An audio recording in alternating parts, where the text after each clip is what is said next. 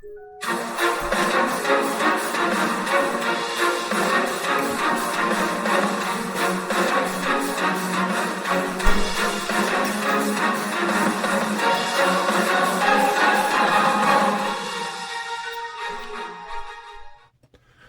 Wargamers, welcome back. Purple Druid here, and today we are about to do a little dungeon delve. Random dungeon generation. We're going to be using these Dungeonmorph cards, and it's kind of fun. I love this solo gaming part because it's almost like you get to design a new game for every video. But basically what we're going to do is, let's get these cards all out of here. So we have these Dungeonmorph cards, and what we're going to do is we have blank back paper, and we're going to I'm just going to cut this deck. Actually, you know what?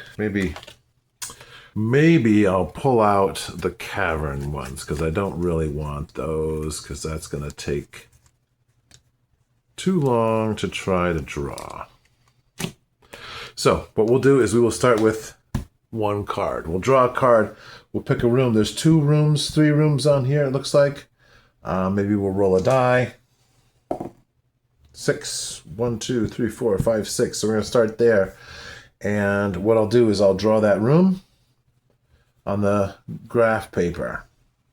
Then we're going to use this lovely resource from Atelier Clandestine. Now, this is a room deck. It also comes with a passage deck.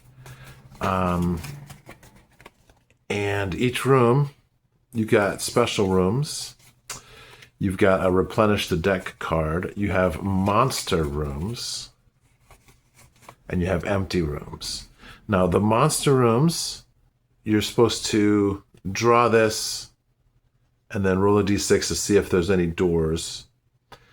What we're going to do is it says also roll on the room feature table.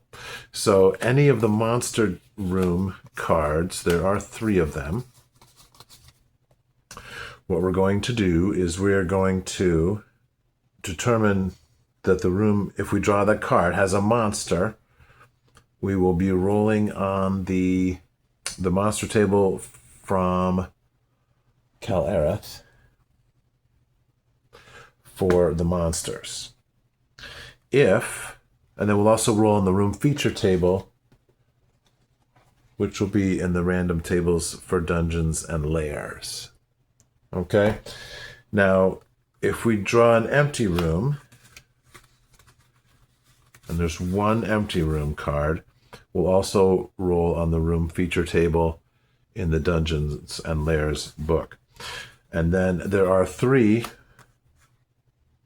special rooms. This one says roll on the room feature table, which we'll do there. And then these 2 say draw a token. Now, we have several tokens that come with this set. There's an R. They each have these cool runes. An S.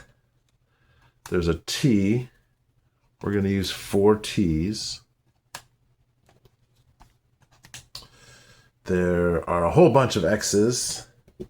And then M's. And the M's are supposed to represent monsters. So what I've done is I've made a little chart here. An R is going to mean a treasure. And what we'll do then is we're going to roll in the 4 Against Darkness book on page 34. An S will be a weird monster.